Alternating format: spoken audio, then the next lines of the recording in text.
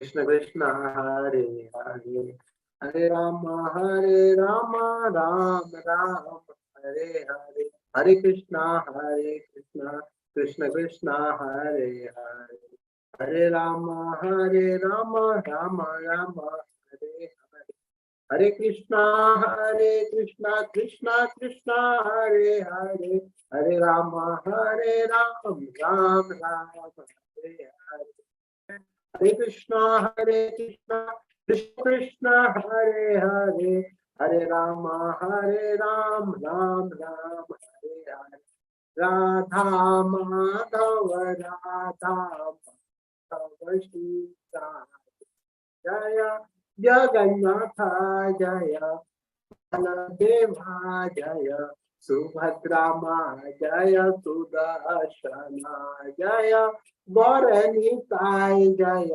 गौरनिताय, पतित पावन गौरनिताय जय, प्रभुपदा जय Prabhupada, Jagat Guru Srila Prabhupada. Hare Krishna. So today we'll be discussing from third canto, chapter 27, verse number 14. So before that, we will start with the prayers.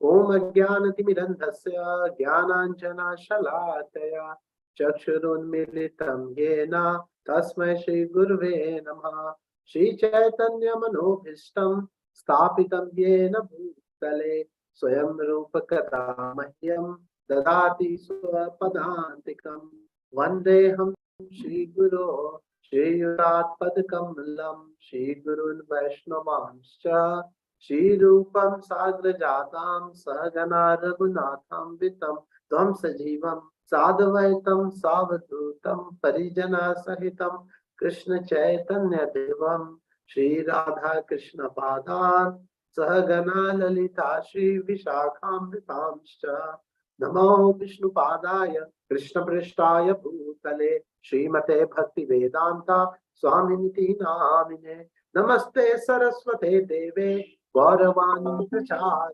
निर्विशेष शून्यवादी पाश्चात्य देश तारिणे, नमो महावदन्याय कृष्णा प्रेम प्रदायते कृष्णाय कृष्ण चैतन्य नामने गौरत से नमः। हे कृष्णा करुणा सिंधु दीनबंधु जगतपते गोपेशा गोपिका कांता राधा कांता नमोस्तुते, तप्त कांचन गौरांगी श्री राधे वृंदावनेश्वरी वृषभानुसुते देवी प्रणमामि हरि प्रिये, वाञ्छाकल्पतरुभ्यश्च कृपा सिन्धुभ्य एव च पतितानां पावनेभ्यो वैष्णवेभ्यो नमो नमः।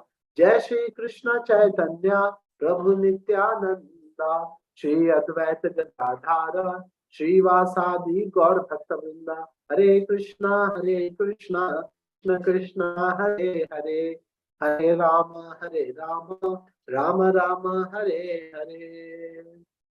So let me share the screen.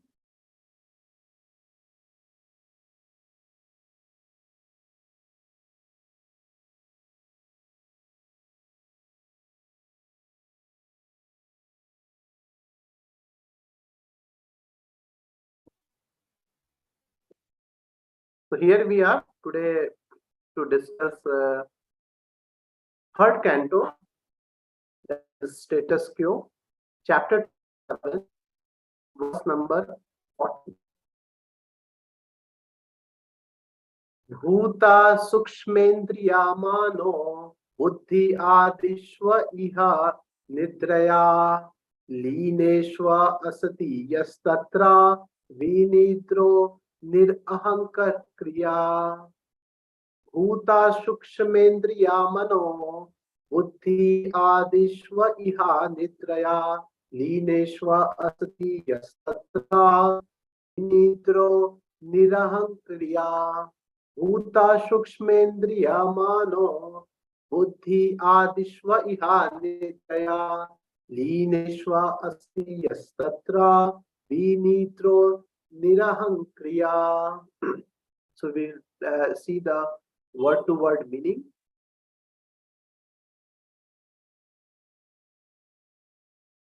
Bhuta, the material elements. The objects of enjoyment. Indriya, the material senses. Manha, mind. Buddhi, intelligence. Adishu, and so on. Iha, here. Nidraya, I sleep. Lineshu, merged. Asti, in the unmanifest. Iha, who.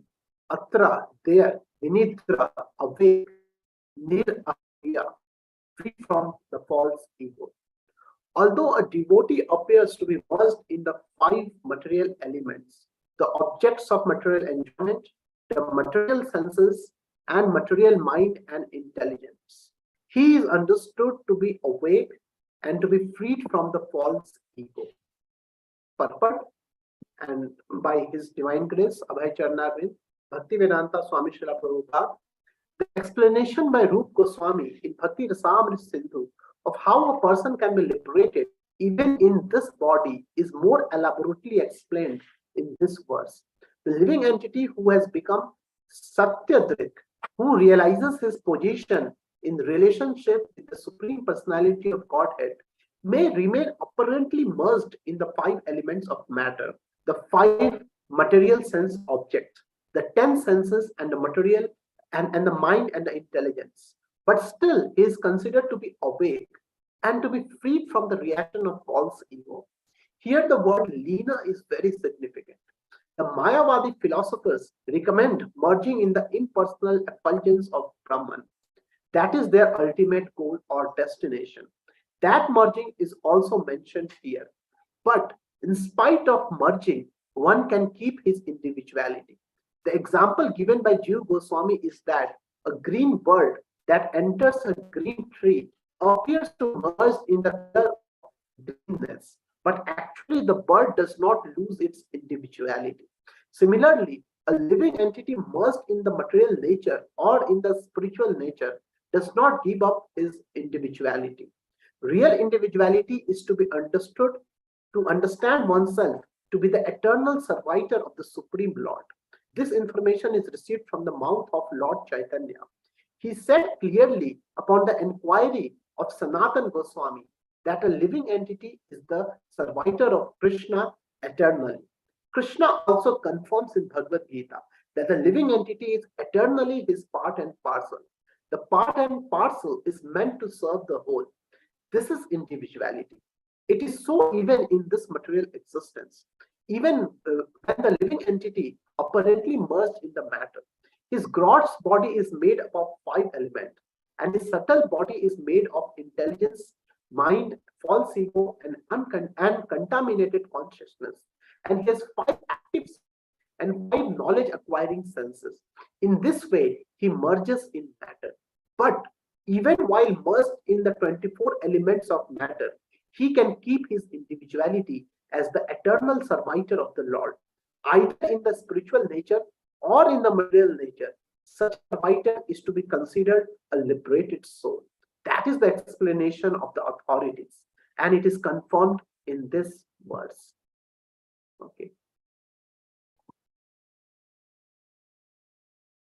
So, Hare Krishna. So, in this verse, Srila Prabhupada is very beautifully revealing that how a Jivan Mukta, Jivan Mukta means one who can be liberated while being within this mortal body. Yes.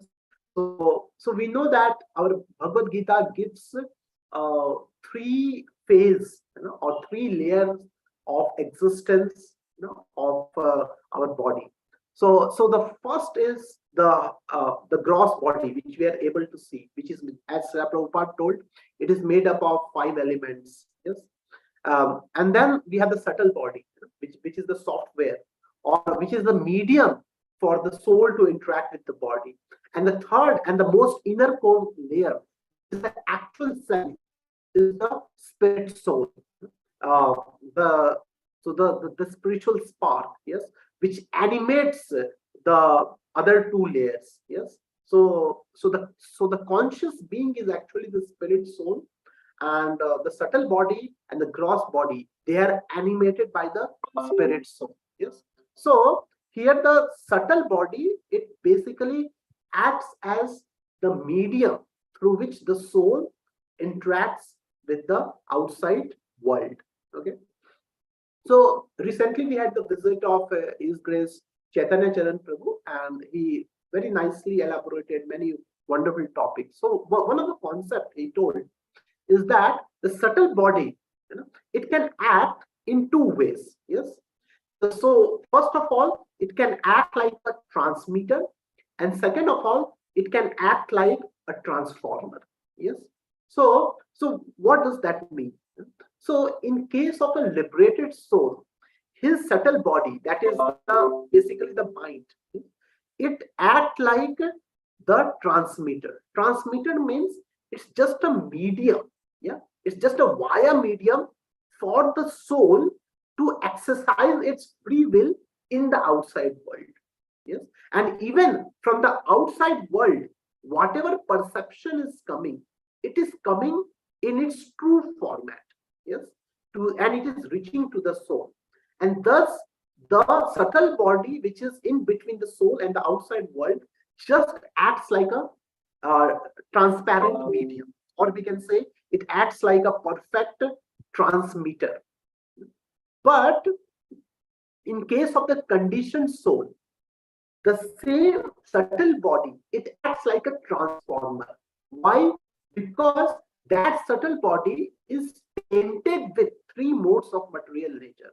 That subtle body is tainted with a lot of misconceptions, a lot of impressions which has been accumulated through the five senses, and through the knowledge acquiring senses, working senses, through the journey of the soul in this material world. A lot of impressions, a lot of preconceptions has been accumulated within the subtle body, and thus the subtle body, it basically, so I'm very sorry, here there's a light cut, so the light is off, so I may not be visible properly, but okay, so maybe I will remove the picture. Okay. So here the subtle body, it basically acts like the transformer. Yes. So what is that which transforms? So the soul's interaction with the outside world is becoming tainted. It is becoming transformed through those conceptions, yes, which has been accumulated.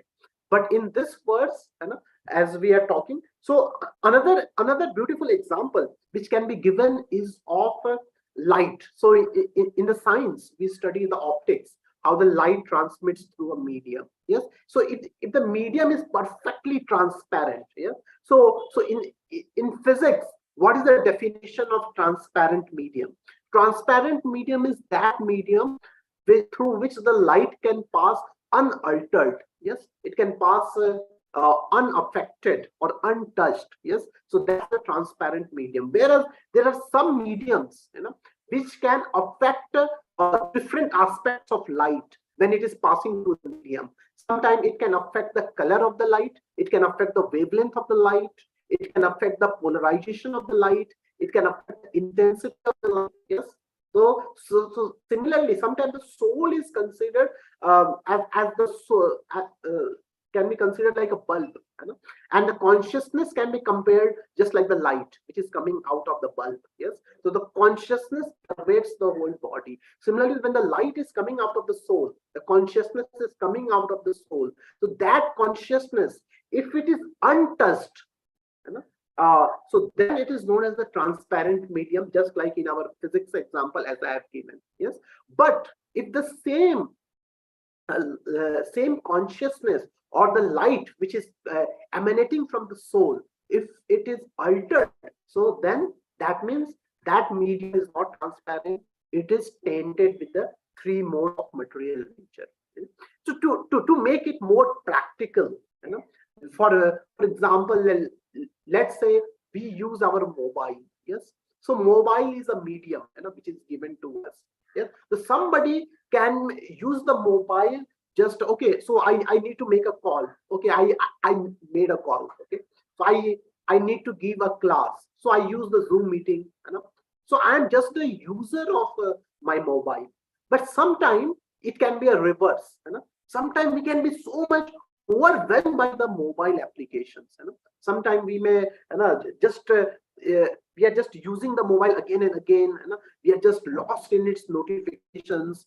We have some other important business, but because we are lost in our mobile, we are not able to do that properly.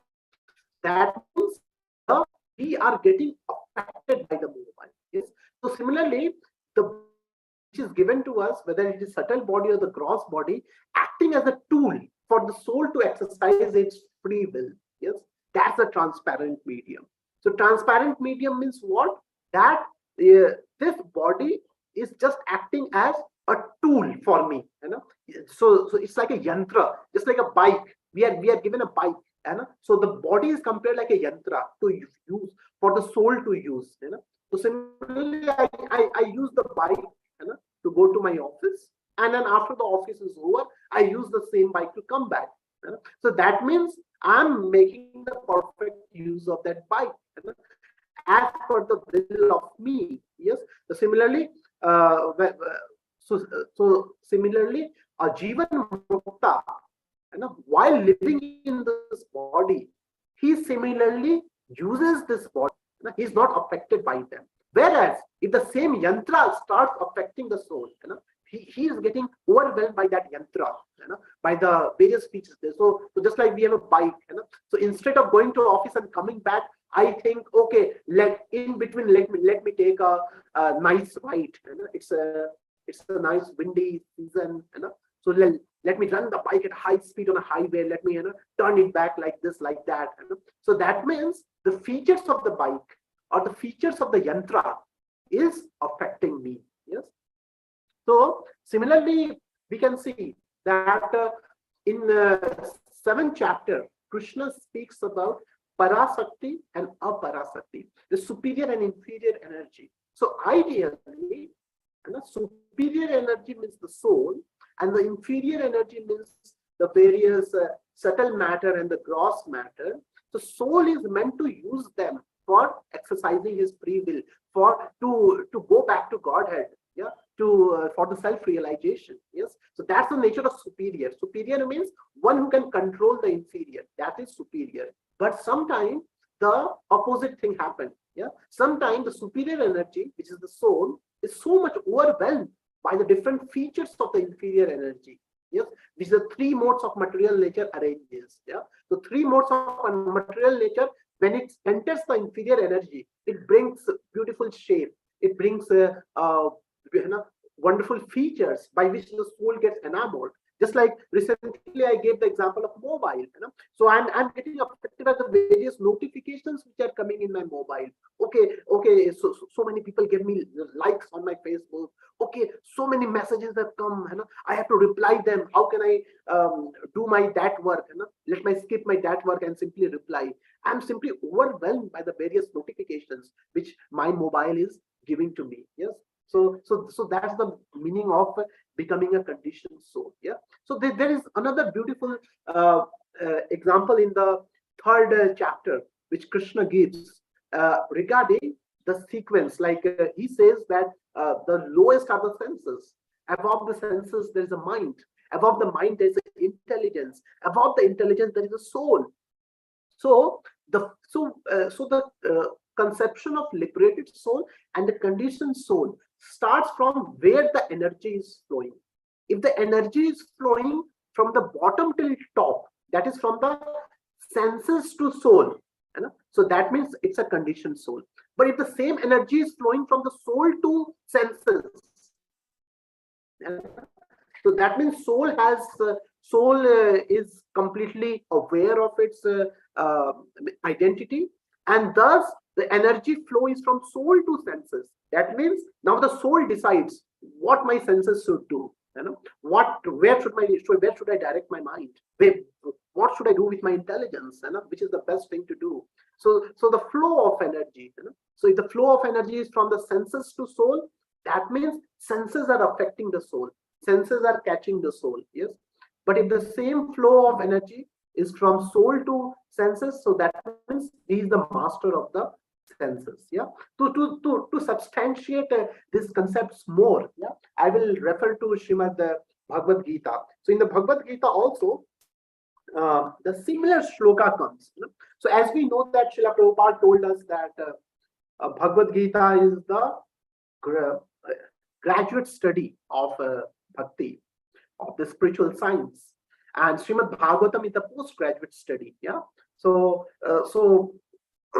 so similarly, you will find that many of the philosophical concepts in Srimad Bhagavatam are simply a much elaborate explanation of Srimad Bhagavad Gita only. So many of the philosophical treatises which are there in Srimad Bhagavatam can be traced back to Srimad Bhagavad Gita also. Yes, because it's the absolute knowledge. Yeah? So it is unchanged. So it is 5.14, chapter 5.14, where Krishna speaks the similar concept about the Jivan Mukta, about the liberated soul who remains in this body unaffected by the gross matter and the subtle matter. Yes. So na kartar tvam na karmani lokasya srijati prabhu na karma phala samyogam swabhavastu pravartate. So this is 5.14. So let me now read the translation. The embodied spirit, master of the city, of his body, does not create activities, nor does he induce people to act, nor does he create the fruits of action. All this is enacted by the modes of material nature. Yes? So a beautiful analogy is given where this body is compared to a city, the city of 9 gates. So 9 gates means the 9 holes. Yes? The city of 9 gates. So embodied spirit is the master of the city, is the king of the city. Live in a city, yes, just like the a normal citizen, getting affected by the city, depending on the city. So changing his, molding his life as per the city. So that's one thing. But there's another thing where within the same city, a person can live like a king, and he can direct people to do what to do, what not to do. He can make the relevant changes within the city as per his desire. So he's the master of the city. Yes, of his body, master of the city of his body. Does not create activity, nor does he induce people to act, nor does he create the fruits of action. For all this is enacted by the modes of material nature. So that person, he doesn't get affected by the city. And that's why there is no creation of karma, action and reaction. That concept doesn't exist. Yes. So let us read the purport of this verse, beautiful purport, which again substantiate the same verse which we are reading today, or the same concept which we are reading today. The living entity, as will be explained in the 7th chapter, is one of the energies or the natures of the Supreme Lord, but is distinct from the matter, which is another nature called inferior of the Lord. So as I told, inferior and superior energy. Somehow, the superior nature, the living entity, has been in contact with material nature since time immemorial. The temporary body or material dwelling place which he obtains is the cause of varieties of activities and their resultant reaction.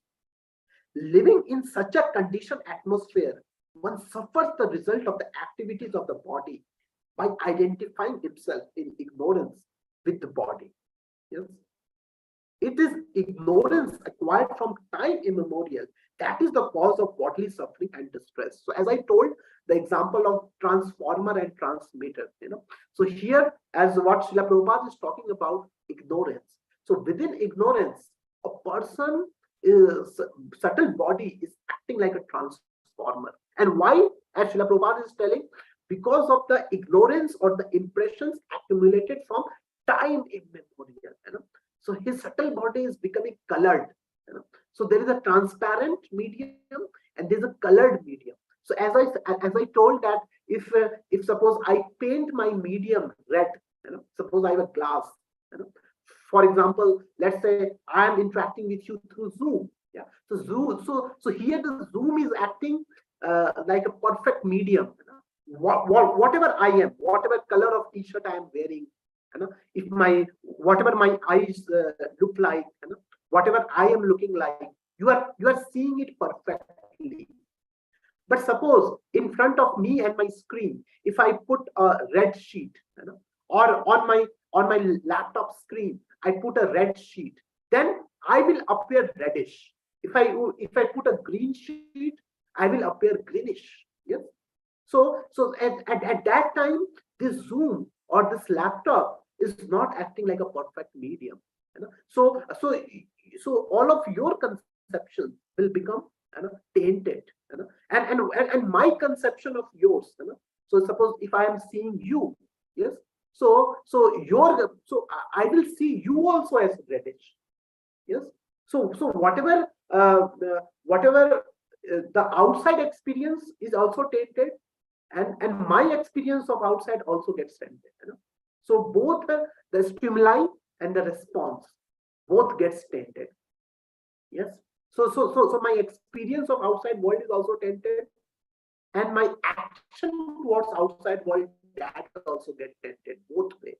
Yes, because I put the sheet, and these sheets are accumulated from time immemorial. Various types of sheet, so various types of modes of material nature. Yes, different layers of sheets are put between me and the outside world in my subtle body, the colored subtle body, tainted subtle body. Yeah, and that's why a living entity suffers. It's just like suppose you go to watch a movie and you see a horror movie and you are just scared. Horror movie, my God. So neither the ghost is existing, neither. But why you are feeling fearful? Because that horror movie has completely tainted our subtle body, and that's why we are feeling fearful. If we go outside of the theater after watching the horror movie, if we see some shaking of the tree, we immediately feel fearful. So the shaking of the tree is a normal phenomena. Before watching the horror movie, also we were watching the shaking of the tree, and we were unaffected.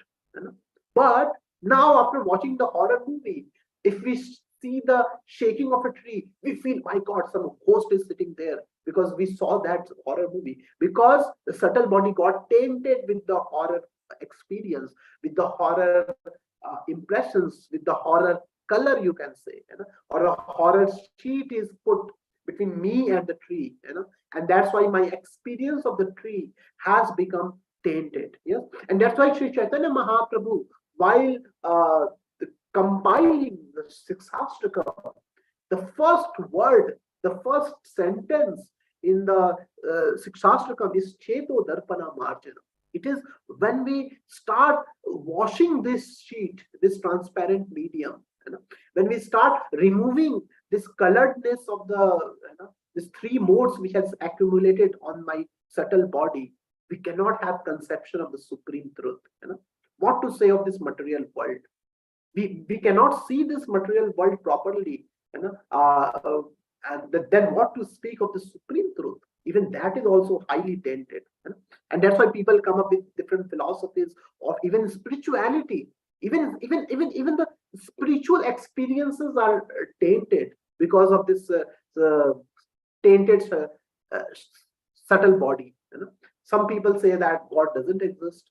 Some people say that God exists, but he is impersonal. Some people say that God exists, but he's outside of the picture. We have nothing to do with him. You know. So different types of philosophies come, and why these different philosophies are coming? It is coming because our subtle body is not clean, you know, and that's why even while approaching the supreme absolute truth, you know, we have different conception. Somebody is watching through red sheet, somebody is watching through green sheet, somebody is watching through blue sheet, somebody is saying, oh, absolute truth is bluish, somebody is saying, oh, absolute truth is greenish, somebody is saying that absolute truth is reddish, you know, but he is neither of them. It is my conception which has got, you know, affected. Yes, because, you know, so it is only when, you know, our conception is perfectly clear, you know, can we approach the absolute truth in the absolute manner. We can see as it is, you know, as absolute truth. When, you know, our cheto darpana marjanam, you know, when our chitta, you know, which is like a darpan, you know, the it gets perfectly cleansed, you know. So another beautiful example which Srila Prabhupada gives in Krishna book is that of sun and the reflection of sun in the pond, you know. So suppose sun is there, and so the spirit soul cannot see the sun directly, you know, because he is conditioned by this body. So he is given the lake, so the reflection of sun in the lake, so the lake water, it is compared to the subtle body, you know. So we perceive what our subtle body shows us. So the sun is getting reflected in the pond, you know, and if the pond is perfectly still, you know, there is no movement of water on the pond, I see the perfect sun. I see the perfect circular shape of the sun. I see the perfect color of the sun. You know, but let's say if suppose I create the waves on the water of the pond, you know, suppose some ripples are created. If I make different movements of water on the surface, you know, so at that time my image of the sun will also get distorted. Yes. So suppose the ripples are going like that, so even the circular shape, it will appear distorted. Suppose in that same pond, if I put some ink, you know, some bluish ink, so I will start seeing, oh, the sun is looking bluish, you know, but it is not bluish. You know. So similarly, we can only approach the supreme truth, you know, that so Srila Prabhupada tells, but the sun is unaffected. You know. It's not that if you are seeing the distorted shape of the sun, you are seeing the distorted color of the sun, that doesn't make the sun affected. That is your vision which is getting affected. The sun is shining unaltered in the sky. Similarly, the supreme absolute truth is unaltered, changeless, you know, in the spiritual sky. But our perception of the supreme truth has become affected, you know, because of, you know, those ripples, you know, or the tainted color, whatever we can say. So further reading the purport of that master of the city. As soon as, so now Srila Prabhupada is telling how to get out of it, and what as soon as the living entity becomes aloof from the activities of the body, he becomes free from the reactions as well. As long as he is in the city of the body, he appears to be the master of it, but actually he is neither its proprietor nor controller of its action and reaction. He is simply in the midst of the material ocean, struggling for existence. The waves of the ocean are tossing him, and he has no control over them. His best solution is to get out of the water by transcendental Krishna consciousness. That alone will save him from all turmoil. So, a similar word is also used in Srimad Bhagavatam, first canto. You know? So here in the second chapter, where so this shloka is even quoted by Srila Prabhupada on Jal Duta. You know? So while in Jal Duta, Srila Prabhupada is just meditating that how will I convince the foreigners, you know, who are so much drowned in the ocean of passion and ignorance, so much duped into the ocean of modes of passion and ignorance. How can such people understand Krishna? And thus he starts quoting the solution shlokas, that is starting from Shinmatam Sokatha Krishna Punya Shamana Kirtana. So he starts from there, and the last shloka which he quotes is Bhidyate Hridaya Granthi Chiyante Sarva Sanchaya Chiyante Chasya Karmani Drishtva Evatmani Ishvare. And that's the liberated perfection through Shinmatam Sokatha Krishna. When a person starts with Shinmatam Sokatha Krishna, he goes stage by stage, Tatha Rajas Tamo Bhava, that all the Raja and Tama are destroyed, and Sthita Sattva Prasiddhati, being situated in the Sattva, he is very happy. And then the last shloka which Srila Prabhupada quotes is Vidyata Hridaya Granthi Chidyante Sarva Samsaya Chiyante Chasya Karmani Drishtva Evatmani Ishvare. So this last line is very significant. Drishtva, what Drishtva? Evatmani means his own Atma as the Ishwar. That means he is the master of this body. So he comes to a perfect self-realization. Yes? Perfect self-realization means where a person stops identifying with his subtle body and the gross body, and he sees that I am the soul, the part and parcel of Krishna, the servitor of Krishna, and he is able to clearly see the difference between the superior energy and the inferior energy. There is a perfect segregation of superior and inferior energy. So that's a beautiful point. And now, in the last phase of my discussion, I will talk that even among people who have actually attained liberation, there is variety of like parts. So first of all, the Gyanis, or the impersonalist, so they are also able to realize that yes, I am the soul, and I am not the body. And the bhaktas, they are also able to realize that yes, I am the soul, Evatmani Ishvare, I am the master within my body, I am the superior energy. Yes, but what's the difference? Yes? The difference is that the impersonalists, they are simply satisfied, oh, I am the soul, and it's simply a relief from the suffering of this material world. Yes, so more mathematically we can see that doing sense gratification is just like in the negative axis. We are in -5, -4, -3.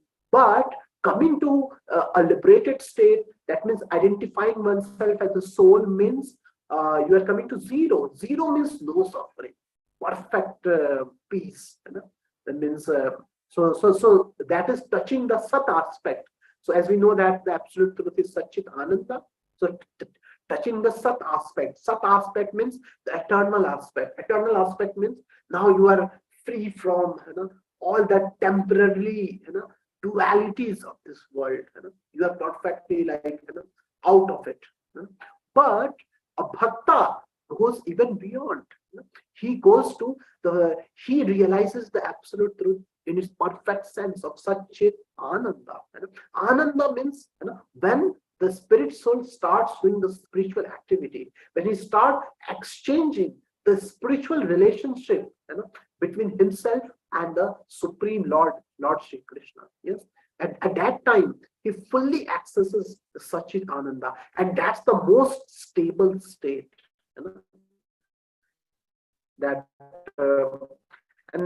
and that's why Bhagavatam clearly says that even the people who realizes that they are the spirit soul within sitting in this body, at any moment, even if they get a little desire for doing any activity, they still fall down, because Srila Prabhupada told that a spirit soul cannot remain desireless. Yes, he cannot remain for a short time. He can feel, oh, all the miseries are gone.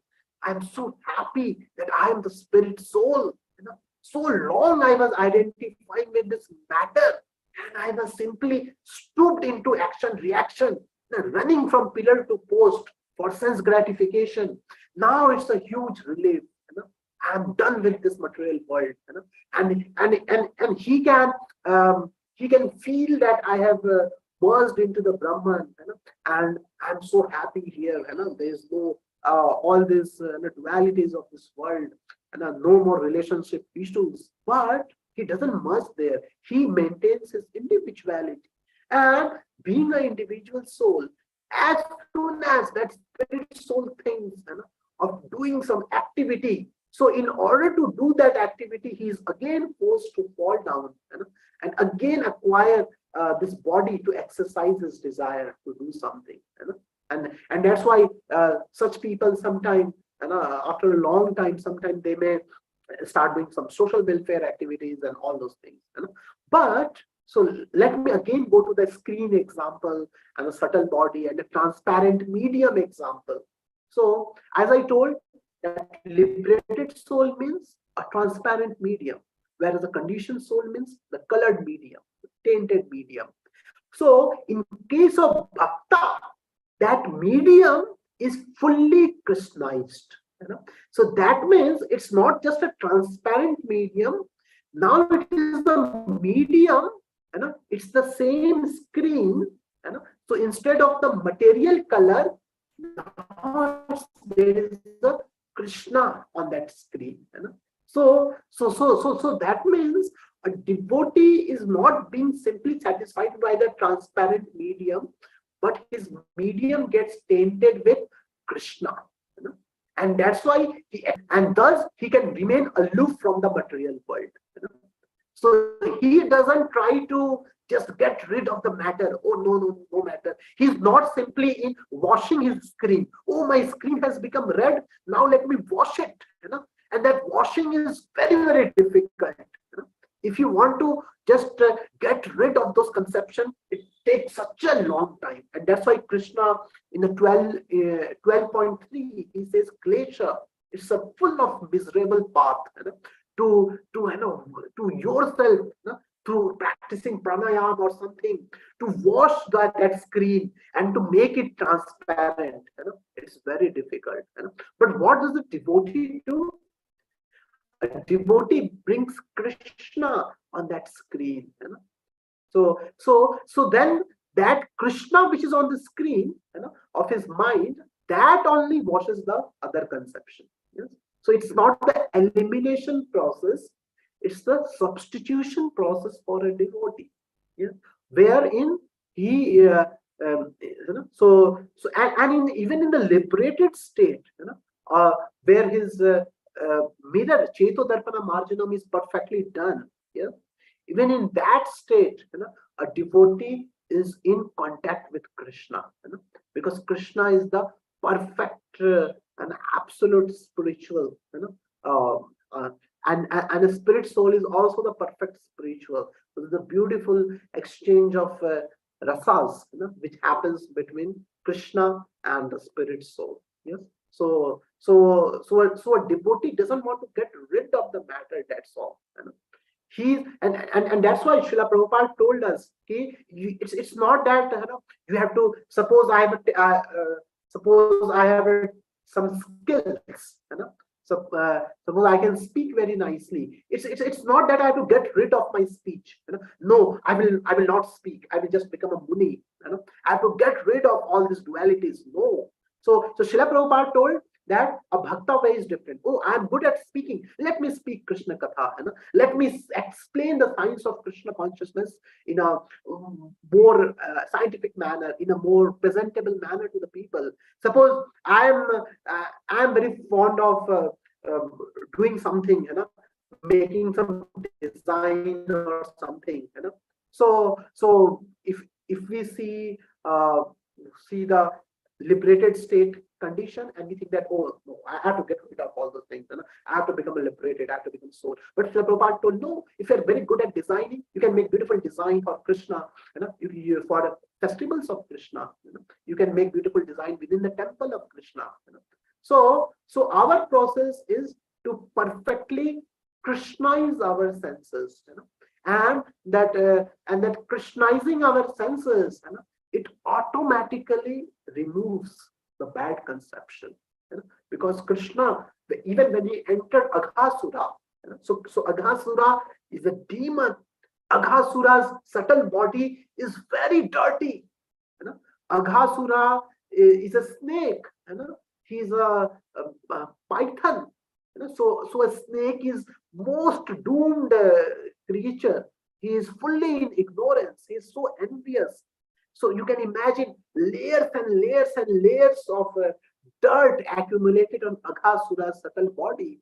But when Krishna entered, within few moments, Krishna, who is the source of all spiritual and material creation, who is the source of Brahman effulgence, he fully cleansed Aghasura's subtle body and gave him liberation. So you can imagine. So that's the process of a devotee. So for a devotee, Jivan Mukta means to be fully engaged in the service of Krishna. And that's the perfect process of cleansing. And even after cleansing in the liberated state, it's the most stable liberated state where a person can reside in the relationship with Krishna. Otherwise, if a soul is not in relationship with Krishna, even after liberation, even when the soul, how long he can keep sitting in that happiness? Oh, I am the soul, I am the soul. At one time, after very, very long time, he may get desire. Oh, let me do something, and he again falls down. So the most stable state is the lotus feet of Krishna, where the soul has realized himself, all the three aspects of the soul, that is Sach, Chit, and Ananda aspect. Yeah. So in the last 5 minutes, so currently we have spoken about the liberated aspect, where our subtle body is fully cleansed. Now, how should a sadhaka perceive this Jivan Mukta state? Because as a sadhaka, so as Srila Prabhupada told, there are two kind of people who are fully happy in this world. One is the most ignorant person, and one is the liberated person. Ignorant person is happy because he doesn't know anything. He's doomed into this body. He knows I am this body, and he just satisfies this body, eating, sleeping, mating, depending, and he thinks that this is the goal of life. He's happy in ignorance, and one is happy in knowledge. That is the liberated soul. Now, in between stuck are sadhakas, where a sadhaka, he knows that, oh, I am spirit soul theoretically, but practically he's so much bound by the effect of the subtle body. So how should he act in this world? So what is the state of liberation for a practicing devotee? For a practicing devotee, it's not that his subtle body is fully cleansed, but for him the liberation means that at least we don't identify with the effect of the subtle body on us. So we will feel lusty because we are not free. Our subtle body is still colored. We will feel lusty. We will feel greedy. Sometimes that urge will come to eat a lot, or do something. But but a sadhaka, he at least doesn't identify those effects of subtle body on himself. So suppose there's a huge urge for eating something. So it's not that. So a conditioned soul means he thinks, oh yeah, this is what I am. This is happiness. Eat a lot. And liberated person, he is just away from the attachment of eating. He doesn't feel the hunger only. But a sadhaka means, okay, I have an urge of eating. So what to do? Let me eat whatever is needed for my self-realization. So he identifies, oh, I have this tendency that I am very much attached to software or doing something, and I cannot be chanting Hare Krishna all day and night. So he takes an appropriate measure. Okay, so I think so let me do a job of software. But morning I may chant my 16 rounds at least. At least if I cannot chant whole day, I can chant for 2 hours at least. So let me chant 2 hours, and the rest of the day in between, let me use my skills.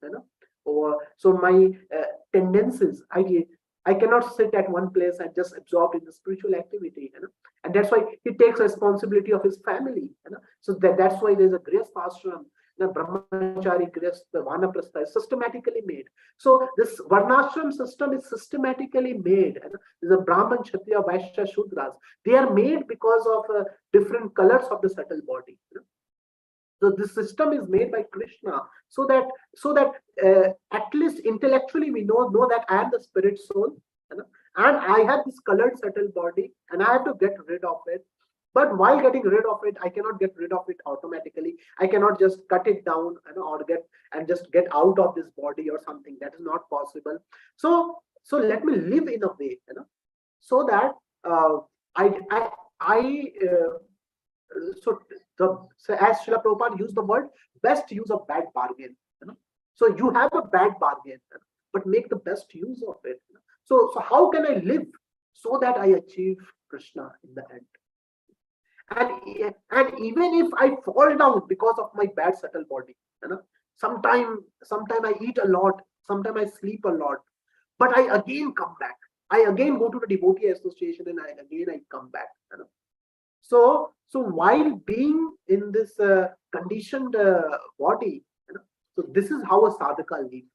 And sadhaka doesn't identify. If suppose sadhaka feels lust, he doesn't think that I am lusty, because my spirit soul is pure.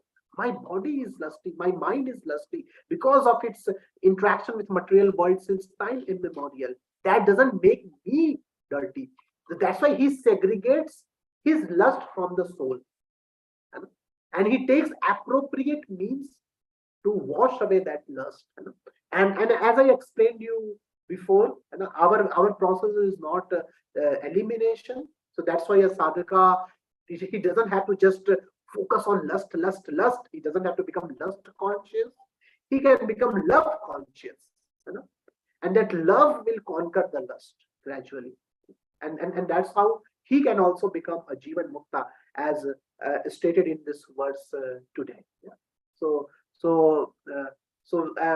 we are very fortunate that Srila Prabhupada. So in the end, I will just finish with this example of Srila Prabhupada. How Srila Prabhupada, he made hippies into such a wonderful Vaishnavas. Some of them which Srila Prabhupada touched their life are today, the world acharyas. They are helping others to become devotees. That's a beautiful example how Srila Prabhupada has done that in a very wonderful manner. Yeah. So I think we are running out of the time. So we will finish our talk with the prayer that one day we may also achieve the same state, which the Bhagavatam has explained, to remain in this body just like a lotus flower remains in the mud, unaffected by it, untouched by it, and fully be, while being in this body, while being affected by the three modes, not to identify by that effect, but to focus our whole attention on Krishna. So Hare Krishna.